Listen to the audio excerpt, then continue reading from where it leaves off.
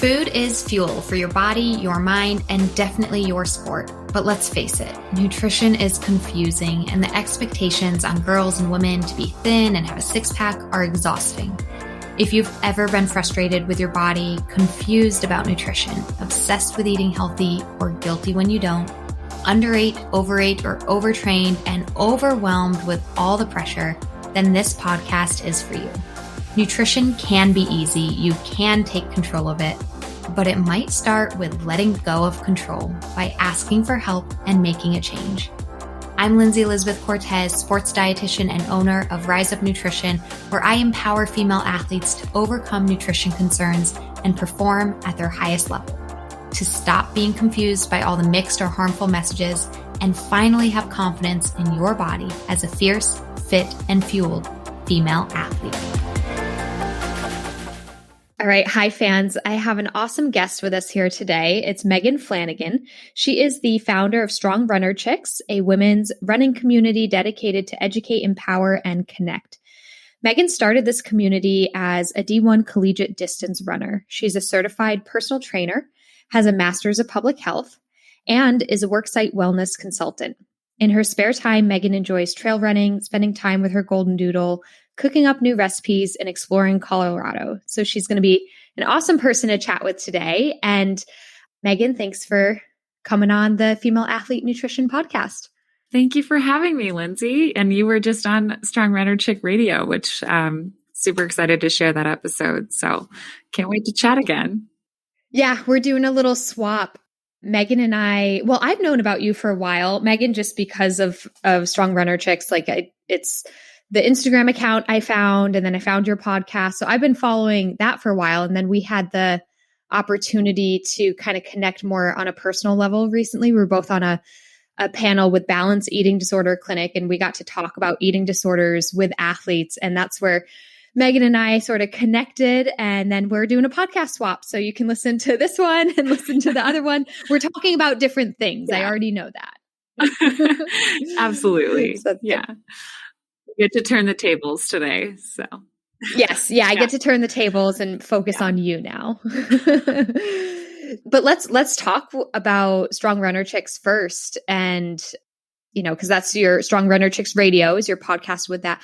But yeah, I want to go back to the fact that you started this, movement when you were in college. And I mean, college athletes and students have a lot of stuff going on. So what was your motivation to establish something and start something and do this outreach while you were actively in college?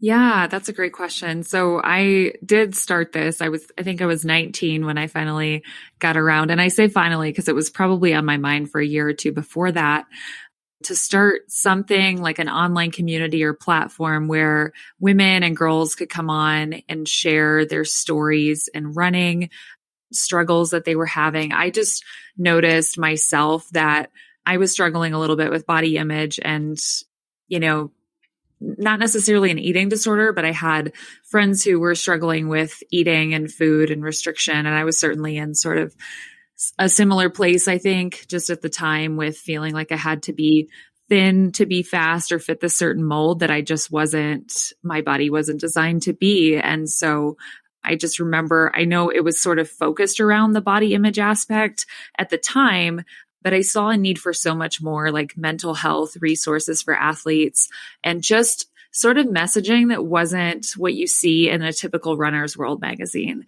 And I know Runner's World has evolved, but it just wasn't designed for collegiate athletes necessarily of what you should be eating or how you should be training. And so I really started it with kind of the female athlete in mind, particularly around distance running and bringing women together. And I also saw that there were some athletes that were sharing their stories, but they didn't really have a place to go or like a community to share them with. Or maybe they weren't comfortable sharing them with their teammates or talking about these topics with their own team, myself included. I think some of my teammates just didn't understand. I had amenorrhea at the time and just they didn't seem to get it or they didn't struggle with it. And so I wanted somewhere to share that with other people and to connect with them in that way. So that was kind of the premise for starting SRC. Yeah, it's interesting how, these conversations are so important to have, in an intimate environment and with people you trust, but sometimes it's an easier like entry in sort of a more of a social media or an online platform. Like if you're not ready to talk about this conversation with somebody who's a teammate or a coach and, we're just not there yet, it kind of is nice to have a resource that's in some ways a little bit removed until you are ready to take that plunge and bring this into because that's important too. But I've found that with virtual nutrition consulting, even that for some people, not everybody, but it's almost a lower barrier to entry, to start having these conversations and get the ball rolling with some of these really tricky things. Absolutely. Yeah, I think that goes with a lot of things in life. But I've had friends with chronic conditions where they can't find a community anywhere that exists within their own vicinity. So it's like, well, let me just go online and see what's out there. And I think for me too, it was just figuring out, okay, like I know I'm not, getting a period and I'm struggling with food, but like, where do I turn to? And at the time, I just didn't have those resources available on my team or within my athletic department to go to. So I thought, well, maybe someone else knows where to go. And so that was kind of the catalyst to like help myself, but also hopefully help other people. And yeah, I think there just needed to be more conversations had. And I'm seeing so much more of it now, but this was like 6 or 7 years ago now. So. Yeah. I didn't want to force you into disclosing your age, but I'm 26, I was like, so I guess it was 7. I feel old, but yeah.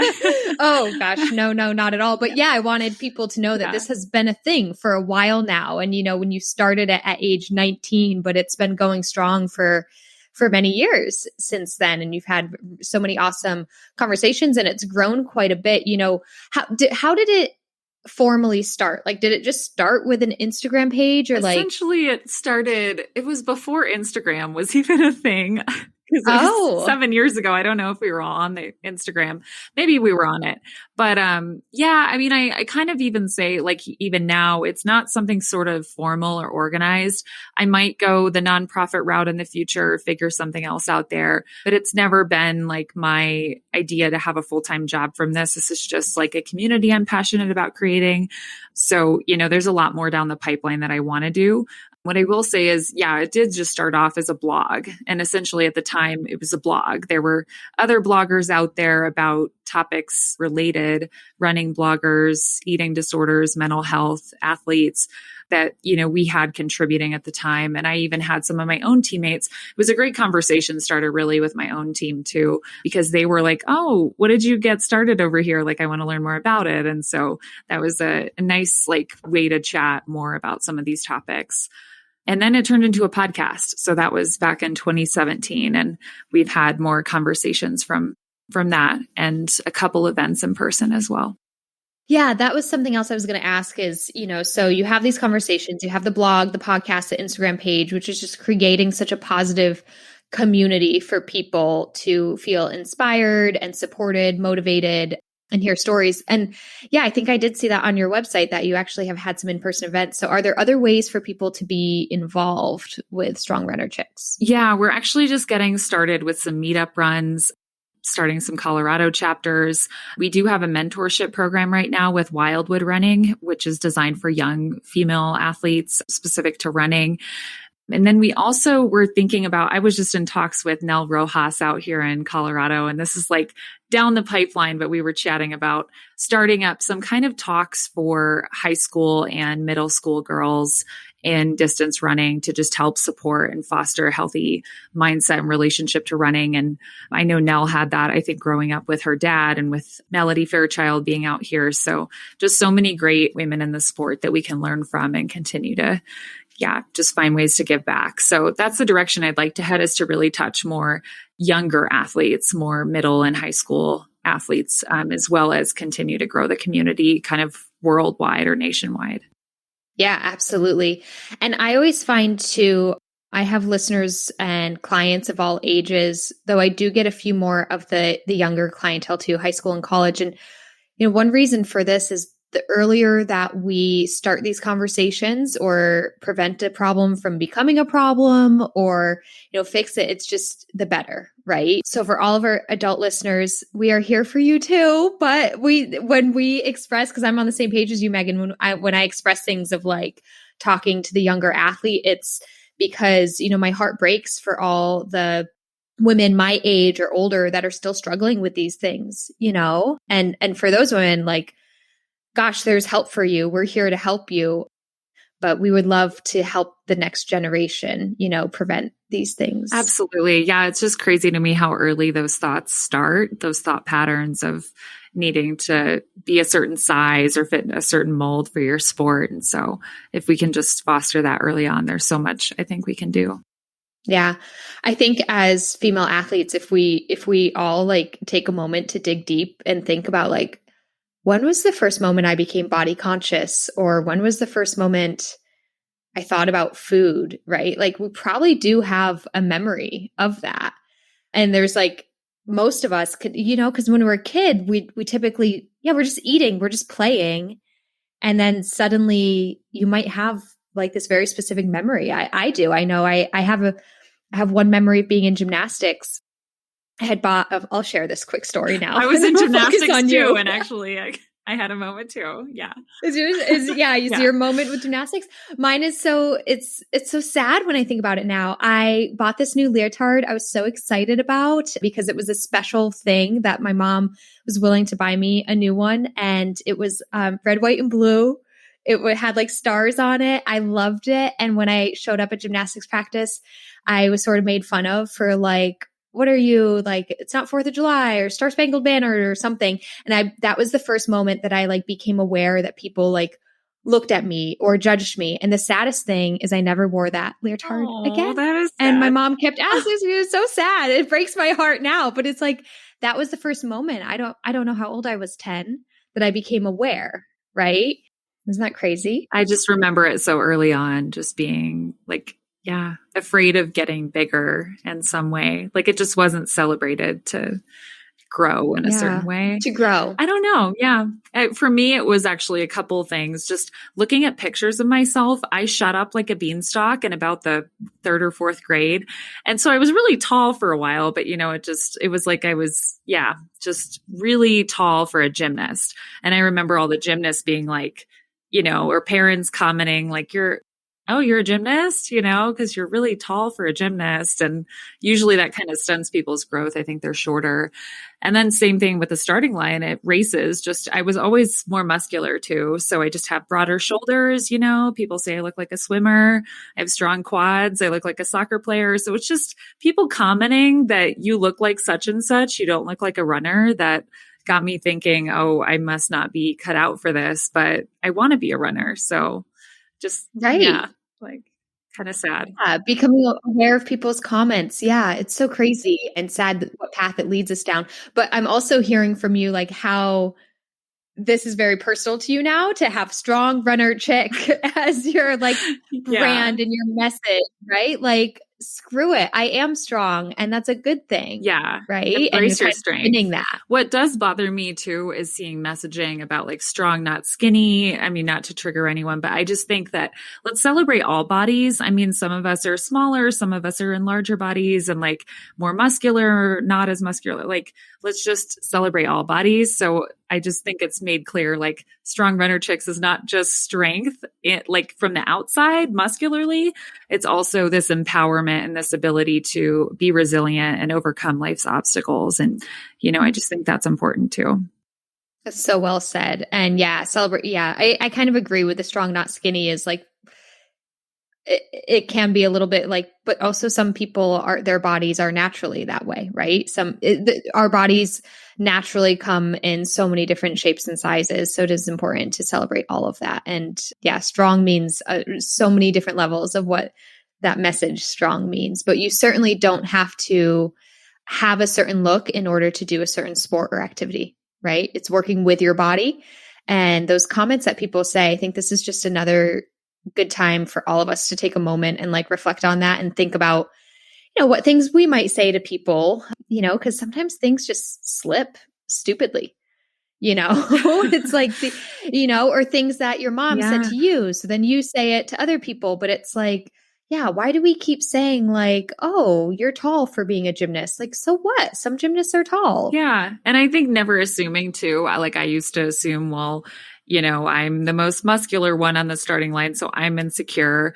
But everyone's has sort of a right to their own insecurities. So I have friends that are insecure because they are too, quote unquote, like skinny or thin, or they want to be more muscular and they feel like they don't fit a certain mold for their sport or whatever they're pursuing. So I just, for me, that caught me off guard of like, oh yeah, like, of course, everybody has a right to feel insecure, but it doesn't mean we have to sit in that. And, just knowing that that's normal and that regardless of your body type, you can feel the same thing someone else does, even in a different body. Yeah. Yeah. No, I really like how you just said everybody has a right to their own insecurities. That's a good way of saying that too. Mm-hmm. Yeah. Yeah. I'm going to keep that one in my back pocket. So I'd love to hear a little bit more about your personal like running journey too. So you were once a gymnast, found running, competed in college. Like, yeah, where did it all begin for you? And you still run. So I'd love to, if you want to just give us your running story. Sure. Yeah. I was, I say like my first 5K was run when I was in the third grade with my parents. The local YMCA had some kind of 5K in the summer. And I just remember it being so challenging and so hard to get through those 3 miles, 3.12 miles or however many. But sitting on the couch that afternoon, just feeling like so accomplished that I did this in the hot summer in Indiana and just had the best time and just wanting more of that feeling of, wow, I really challenged myself, but that was so fun. What an awesome community too. So many people out there cheering. So that was kind of the bug for me from there. Of course, in the third grade, I wasn't going out for any kind of like cross country track, but I ended up moving in like early middle school. And it was just a great way to meet friends to go out for the cross country team. And I just remember having some of the best experiences throughout kind of my middle high school years with my team. I was always kind of shy or quieter. And that was just a great way to connect, like to break the ice with someone, to go for a run and feel like a part of a community. And I also wasn't very aggressive. I played basketball and some ball sports for a while, but just wasn't, I was always the first one down the court, but once I got the ball, I was like, oh no, we're not doing that. So I kind of found that like you had the speed, but then you didn't know where to take it from there. It just got too intense. I always loved it. And that's kind of where I'll talk. I got into obstacle racing after school. So I always loved that sort of like strength component that was in gymnastics. And I think wasn't celebrated enough maybe. And some of the running I was, cross country, like I just always felt again like I had to be thin to fit this mold, and my muscular ability wasn't celebrated. Like, so what? You can do a pull up, like that's great. But I kind of was like, I want to use that. I want to be able to use my strength to my advantage. And so I think for that reason, I dabbled in steeplechase and really loved cross country. Just always look forward to the hard, hilly courses where I knew I could crush some hills and do well. So following college, I ended up running in college, transferring, ran for both Lamar and Minnesota 2 years each. And then after that, moved to Utah for grad school, got involved in trail running and did my first Spartan race soon after, actually in Texas, where you're at in Austin. There was a Spartan. Oh, yeah. Yeah. And I just remember really enjoying that there was like no pressure. I did the open wave. So it was just like men, women, all different backgrounds, all different body types, and just feeling like, wow, this is really fun. I want more of this. And so for me, I haven't done as many. I've done a couple marathons. I did Boston just to kind of check the boxes of like, yeah, I wanted to do a marathon. But I think for me, the trail community is where I found that strength is more celebrated, at least in my experience, and also obstacle racing. And so that's kind of what I continue to do and be a part of. Very cool. Yeah, I know that Spartan race in Austin that you're talking about. I almost did it. I think it was COVID that stopped me. Oh man, you should do it again. Yeah. Yeah. I know. I think it was in 2019. I did a trail run that I'm pretty sure was like the same course that they used, but it was a different sponsor, different event. And so that was 2019. And I looked up that Spartan race and it was like 2 weeks later. And so I was like, should I do it? But then I felt kind of beat up from my race that I did.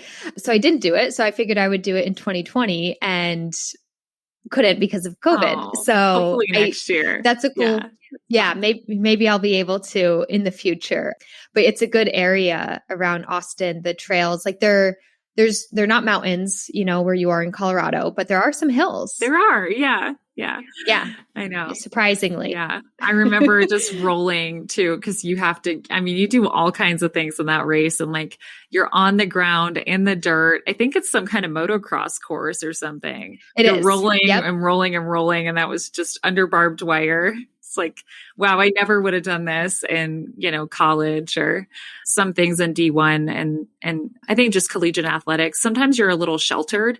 Your coaches are like, oh, don't do this. Don't go mountain biking. Don't go skiing. And it makes sense. But once you get out of that, it's really nice to be like, oh, there's no more rules. Like I can try all these new things and get a little more involved. So.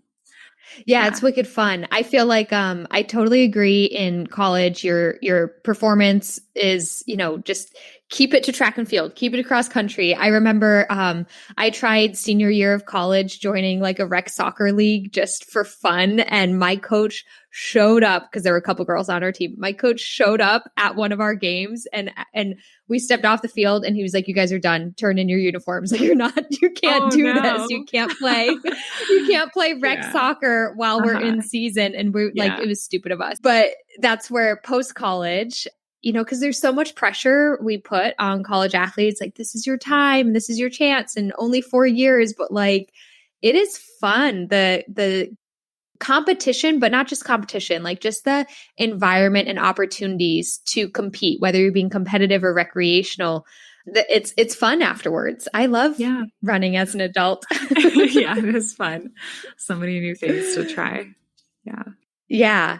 And the obstacle course racing, using kind of some of those abilities of yours, like you said, your strength. So this is actually something I wanted to talk with you about, because, so you have strong runner chicks, but actually, and you're a runner, but you really value strength training. You are a certified trainer. Actually, I have in front of me, I have your certifications in front of me. So I'm going to read them off.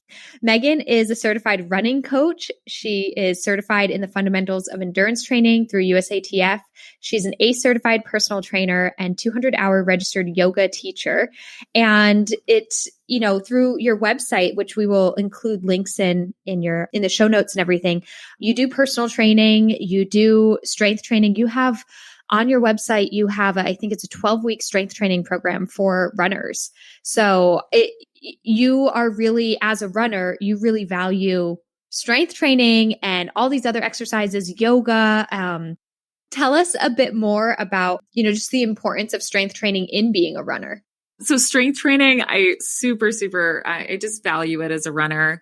I think it's now come to the table like over the past few years, especially with physical therapy and just so many runners getting injured. What is it? Like 80+% of runners at some point or another injured.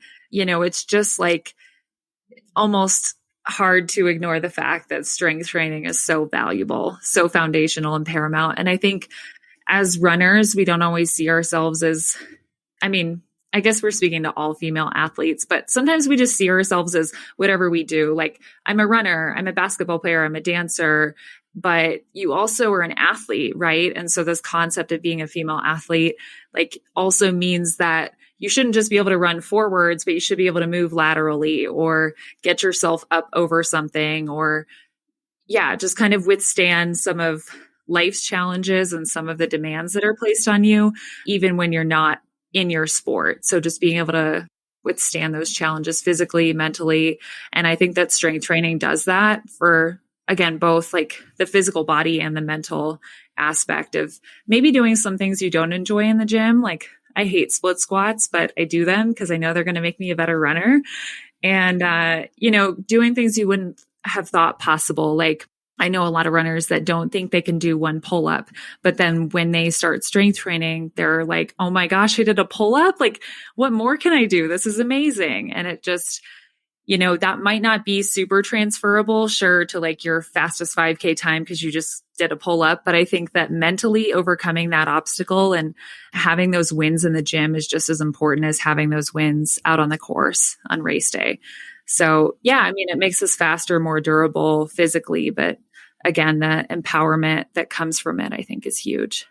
Yeah, strength training is so valuable in just like activities of daily life too. Like I don't know why I'm having this memory of like all the times I've moved in my life. I've moved a lot, and it's like Yeah. you need to be strong to carry boxes upstairs, and that's important to be able to do that and feel like, like you can take care of yourself. Same can be said not just for strength, but like flexibility, as well, making, so, and you're a yoga teacher as well. Yeah, I am. I will say I don't do enough yoga these days. I think getting a puppy influenced that, but I think, flexibility in yoga is super paramount too. And it sounds silly, but I've been in public health and wellness, and there's a reason that like they're part of the guidelines for physical activity. Like strength and flexibility is in there too. So our sports are very demanding on our cardiovascular system generally, but I think that we sometimes neglect or forget about those little extra components that matter so much.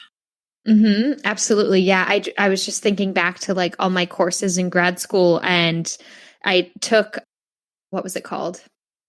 Just some sort of fitness course, right? And I think ACE was like the book that we studied from. And it's like, there's certain tests, like testing flexibility, that's so important to do when you're evaluating somebody's total health and fitness. Yeah. Yeah, they all really have. So yeah, and you also actually, I did check out your blog recently. Like I said, I've been following your stuff for a while, but I hopped on there recently, and you had a blog about intuitive exercise. Yeah. And I have totally used this phrase before, but not anything formally, but I talk to clients a lot about intuitive eating. And then we talk about, exercise, and how we have this little saying that actually came from another podcast guest, Nancy Clark, that the E in exercise is for enjoyment. I love that. Yeah. So I'll have these conversations, as much as many of my clients are very competitive athletes, some high level, some pro even, but to never forget these concepts of kind of listening to your body, and just the way I teach them with intuitive eating. Sometimes I'll talk about intuitive exercise, but I'd love to hear it, because I just kind of like said that like informally without ever like knowing if it was a thing. I'm just saying it, right? Like intuitive eating is a thing. There's a book on it. There's like these 10 principles. It's a thing. So like, is intuitive exercise a thing, or is it a thing? So that's the thing, right? For the lack of better term.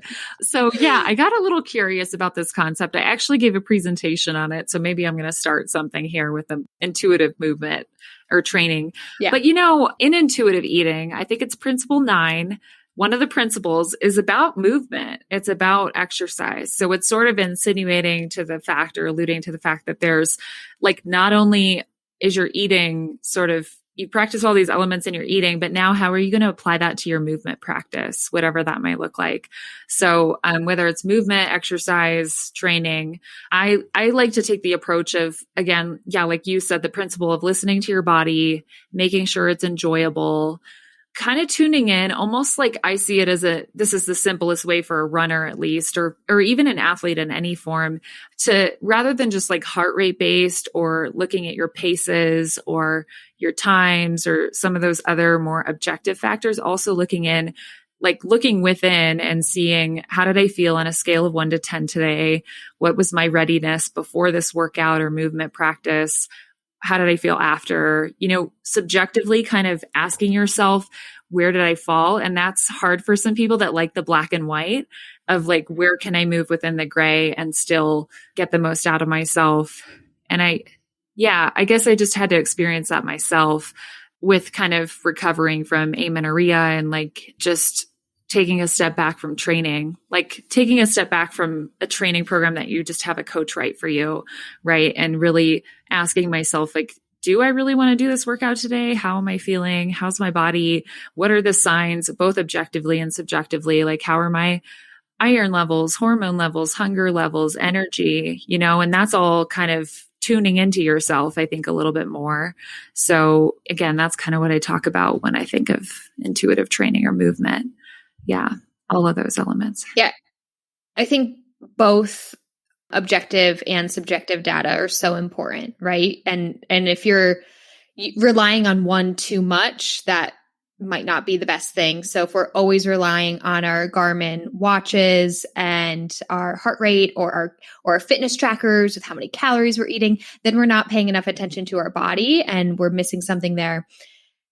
I do believe you could do everything intuitively. I believe you can do completely intuitive eating and completely intuitive exercise, but I can't see how some people doing everything intuitively, maybe we're not getting the data that our body needs, such as just like some knowledge or like, wait, I can push myself, if I want to, like, I can do that today, or the data to, I don't know, it can go both ways, I think. Maybe I'm not being clear on this, but yeah, talking about I it is think both are important to explain. I guess I have a good example. Like I just apply this to my training. I mean, yesterday I was planning to go out and do a long run, but I had just done my first Colorado 14er and, was really stoked on that. But of course, the next day you're going to feel kind of crappy because you were at a high altitude. And so I didn't really get a long run in this weekend, frankly. And I had a long run on the plan, right? Like I was going to do a run that was more than 10 miles. And so to even say that out loud, I'm like, oh, dang it, I didn't hit those 10. But I went out for my run yesterday and I just was like, this run is crap. I feel terrible. I'm not, in tune. I'm probably underhydrated and whatever. So I just turned back after like 3-4 miles and didn't do the long run. And so, that was kind of me just tuning into my body and what I needed that day. And then coming back from that this morning, I had a great run and, felt good and was able to push myself. So I think it's just, that's kind of how I apply it to training, is like having more of a flexible approach. And that goes with eating probably too, is just, you might have your perfect plan that you normally follow or do or whatever, your kind of routine. Like I always eat this for breakfast, but then if something comes up and you're craving a muffin, like you allow yourself to have the muffin. So it's some of that, but then still being able to, tune into my body on some days and go, oh, I'm feeling like I can crush this workout today. Like this is going to be good. It doesn't mean that I take every day easy. It just means, that I allow myself the days that I need to.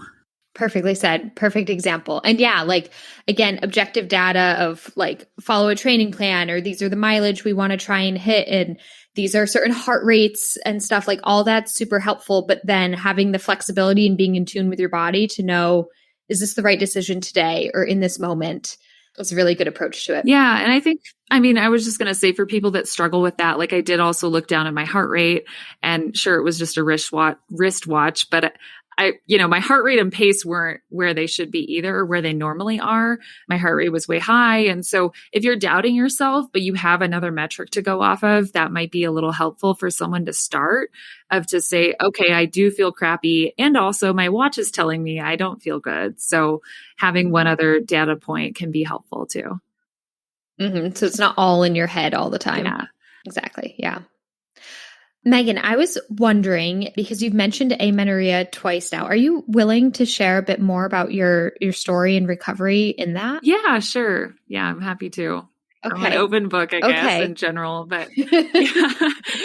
I know I've talked about the importance of having menstrual cycles, and certainly that's what I do help a lot of athletes with, is if they're not getting one for whatever reason, whether it's due to disordered eating or just underfueling or something else, because there's other reasons. Those are things that I help clients explore. And so I know this is a topic that lots of people are interested in. And so for you, Megan, when and how, I don't know where to start this question. When and how did you decide I need to get this back? Was it a decision you made or something that just happened? Yeah, that's a good question. So I will say, I think I went, 6, 7, 8 years. It's hard for me to think back that long. Yeah, it was somewhere in that range. It was most of my collegiate experience, and really, I think senior year of high school, even, where I lost my period essentially, or missed periods, right? Hypothalamic secondary amenorrhea, as they say. Like I had a period once and it went away. And I just kind of assumed it was from hard training. And that's what my doctor said, which I just have to say sometimes doctors aren't always the best trained on this topic. So I would go to the doctor and they'd be like, oh, well, you're definitely not pregnant. We'd rule that out. And it must just be, you're training too hard. And so they would just tell me, well, like if you want it back, you got to just stop running. And for me, that was just not happening because I was a collegiate athlete. So I think I was very averse. I will say I'm just not a black and white person. I like the gray. And so for me to hear, A, you have to stop running, or B, you have to like just gain as much weight as you can or eat all the foods and everything you want. And just some of these extremes to me were kind of like, I'm not willing to do that. And so frankly, for me, it was kind of like, okay, where's my middle ground? Like, how can I still, is there a middle ground? Is there a way that I can, A, get my period back? Because I know that's important to my health. But B, like, I also want to continue running and training and being an athlete. And, just, yeah, I mean, that was important to me too, right? So I didn't want to give that all up. And I think for me, I guess a big wake up call too was getting some tests done. So I kind of just pushed it off. Like, well, I'm a collegiate athlete. I can't really do much. The doctor told me I just have to stop running. And so I took it in my own hands to just get some biomarker tests done. And it came back that like I had basically non-existent, and like women need some testosterone, like in the tank, like nothing, like estrogen and progesterone, just like all these markers of hormone levels were way off. And to me, I was like, oh my gosh, this is really bad. Just looking at some of these levels and how they're in the red. What can I do? I think my cortisol was high. Not surprising. I was an athlete that had like 2 or 3 part-time jobs and just tried to do too much. So I think it was more attributed to that, on top of under fueling, which was sort of unintentional, I will say. Like, I ate throughout the day. I never skipped meals, but I just probably wasn't getting enough carbs, especially for being a high level athlete. And then, yeah, overtraining. But again, that's kind of what my coach was prescribing. So a lot of those coupled together. I'm probably rambling now, but what kind of took me, I'm trying to think, it was basically after college, because I just was like, well, I didn't know where to turn to. I had worked with an RD, a sports nutritionist, great person, while I was in college, but I just wasn't getting what I wanted or needed from that experience. And I was still kind of struggling. I almost needed someone to tell me, okay, you need to eat at least this much. Like, I think she took a look at my carbs one day and said, oh yeah, like you're not eating enough carbs for an athlete. And that really helped me to know, okay, I have sort of like permission in a sense. Like, I don't know if it was permission or allowance, but like, oh, I need to eat this baseline of carbs per day to fuel my body. So I kind of started to become more aware of that. And then I think I just, starting Strong Runner Chicks too, and having that platform made me feel like I need to solve this for myself if I'm going to be helping other people and talking about this topic. And so it was sort of like this feeling of imposter syndrome of like, how am I talking about this, but I don't have it figured out. I need to figure it out. But again, I read Nicola Rinaldi's, I think she's amazing too, Dr. Nicola Rinaldi's book, No Period, Now What? And, that was somewhat helpful. But at the end of the day, again, I wasn't willing to just give up running totally. So for me, it was actually finding a ground where I could still run, but I call it intuitive training. So I would wake up and I would, ask myself, like, do I really feel like I can run today? And I did probably take a good 2 to 3 weeks totally off running, just like, unless I really, really wanted to go for a run, I just kind of was like, no, I'm going to be, like quote unquote, like couch potato, just lay down, chill out. But for me, I still needed to do some type of movement. So I did a little bit of strength, no burpees, no high intensity, just like lifting some weights at the gym, really mellow. I tried to keep everything under 30 or 45 minutes. I think I kind of had that limit for myself just to not go above an hour of anything. And then did a lot of yoga, meditation, tried to just get myself in like parasympathetic chill mode, which was helpful too. And then also eating was just like, I'm going to eat all the things unrestricted. I'm not going to worry about this. And I think in the back of my mind, I just reminded myself like health above all else, and health is like my paramount foundation. And once I restore my health, I can focus on being a better athlete. But that doesn't mean restricting or going back to my old ways. I'm going to just do this the long-term sustainable way and think about, how I would want to help other people with this and give myself that same guidance. So it was tough. And, I'm not in the same collegiate runner body that I was like 3, 4, 5 years ago or whatever, but I'm in a much better place now and feel healthy and, kind of it's sustainable. So I guess I didn't give the best explanation because a lot of that was like my own thing. Like I didn't really work with I loved a professional, but it was like self-realization and just, reminding myself of the process and what matters. So, yeah, thank you so much for sharing that. Cause I think people want to hear just stories of other people who have overcome it and what did it take. And it takes something different for everybody. A lot of people do hear the message of you need to stop all exercise and eat all the food, which works. I'm going to say that works. But it isn't what people are always willing to do or wanting to or even able to do. Like you said, if you were a collegiate runner, like that just wasn't going to happen. I'll say too, I think I used the excuse after collegiate running even in that first year. COVID kind of was, it was before COVID that I kind of restored things. But, I think that it almost sometimes takes like and I would think about this like an injury or something to say you can't run. And I was never injured. So I use that as like justification of I'm fine. I've never been injured.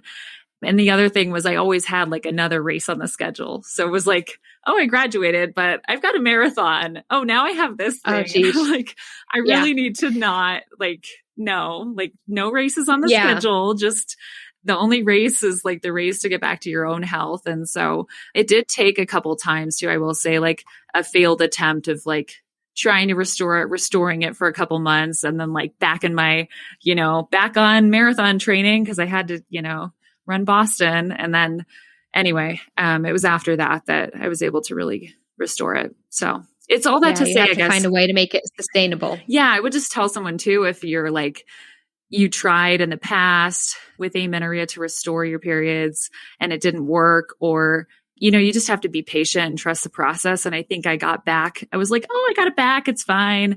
And then, I'm going to just start marathon training now and not really having this plan of like, oh no, I need to be really conscientious of the fact that like, I need to sustain this. And it's not just like you get it back for a month and you're great. So, and then you're done. Yeah. The work isn't done yet because then the work transitions to keeping that period.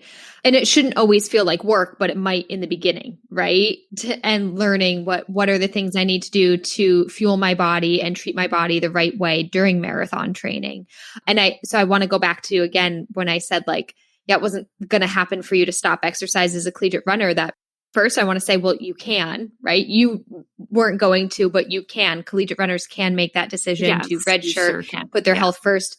And also, there's other things you can do. I'm working with many collegiate runners right now that we're just working with their coaches and looking at their training plan or maximizing their off season. That's a huge thing to do is how do you, you don't have to be at peak performance year round for 4 years straight. You can maximize your off season to focus on your health, and having these conversations with your coach, your sports med team are incredibly powerful. So you can accomplish this as a high level athlete. I just wanted to clarify that. Yeah, no, you bit. Definitely can. I didn't mean to say, I think it was more like my belief system. It was like a false belief that I couldn't, that I had this restriction or barrier.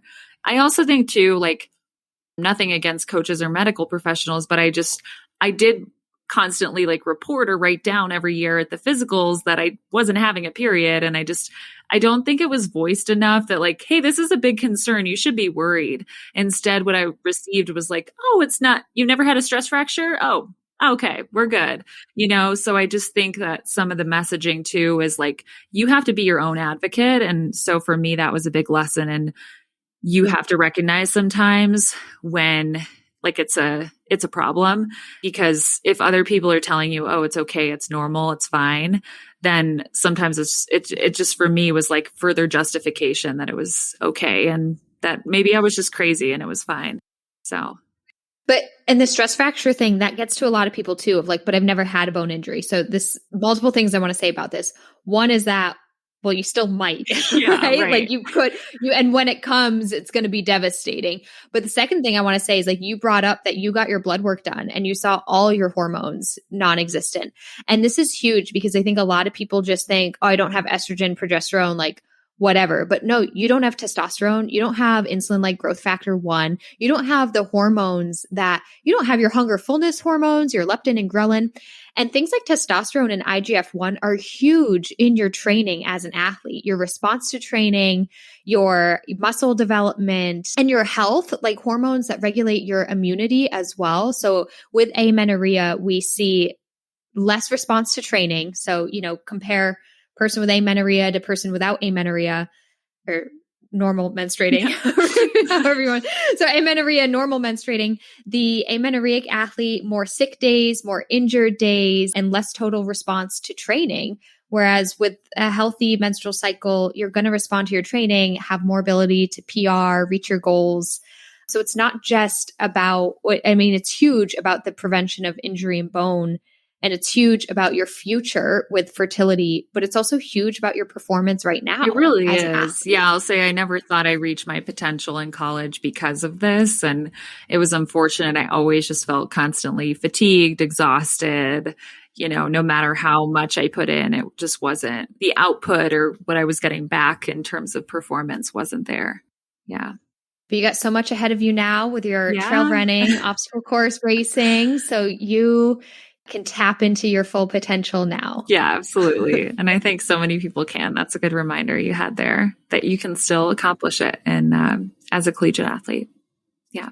Better early on than later. So for sure.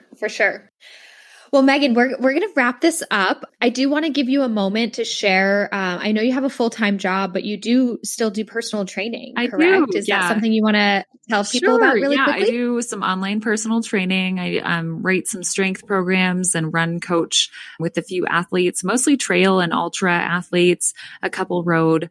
And then also I just released an intro to trail running guide. So if you're interested in trail running, it's about a 40-page guide that has some programs for like half up to 50K for introductory. And so, yeah, that's something again, strength training and trail running are two things I'm really passionate about and love to share with others. So yeah.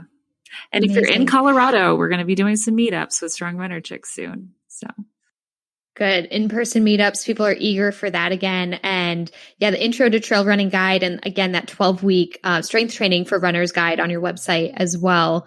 Huge things to check out. So we'll include your website in our show notes, and to follow you on Instagram, you're at Meg Inspire as well as at Strong Runner Chicks. So you can follow Megan there and see all the good stuff that she's got going on. Megan, I always end this podcast with asking some rapid fire questions. All right, let's do it. Yeah, ready.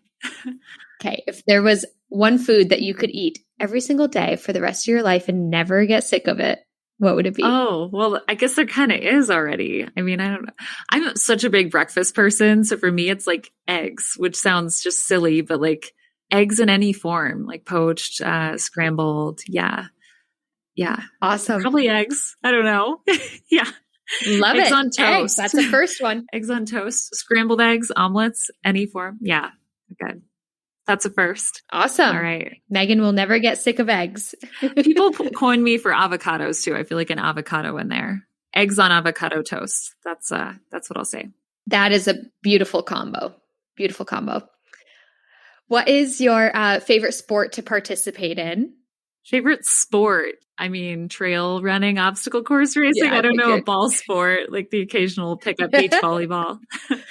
Yeah. Yeah. I figured it was running. We had a huge talk about running, but still want to ask. Yeah. But what about as a spectator? Because that can kind of vary sometimes. Or is it the same for you? I'm kind of lame and I'm like, I don't really watch team sports. I do kind of like basketball. Yeah. Maybe a basketball game. Yeah. We'll go with that one. Quick, fast paced. Yeah. Yeah. Amazing. And last question, if there's a female athlete out there that really inspires you, this can be, famous or somebody in your personal life, who would that be and why? Oh my gosh, that's a good question. I love that question. I think there's a couple. I mean, Lauren Fleshman probably comes up a lot because she's done so much, I think, around just women and girls and running specifically.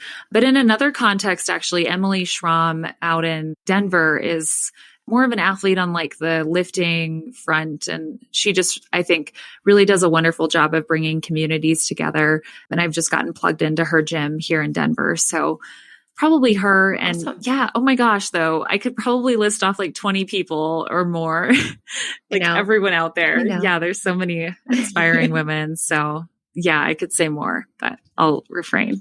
Awesome. Yeah.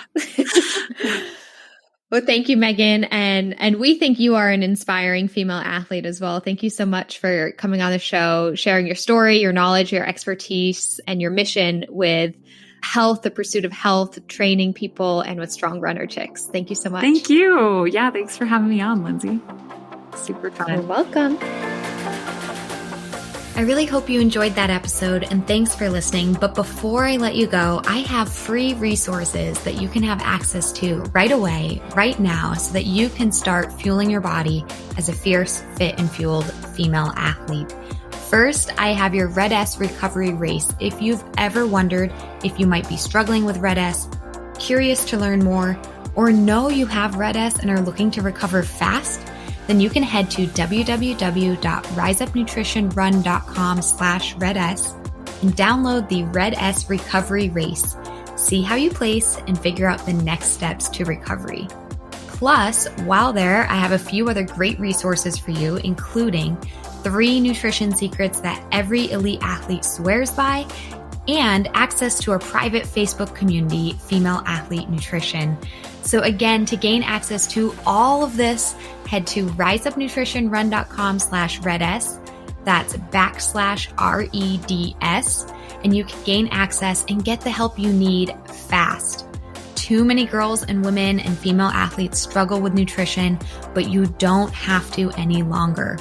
Become fierce, fit, and fueled. Links in the show notes, and I'll see you next time.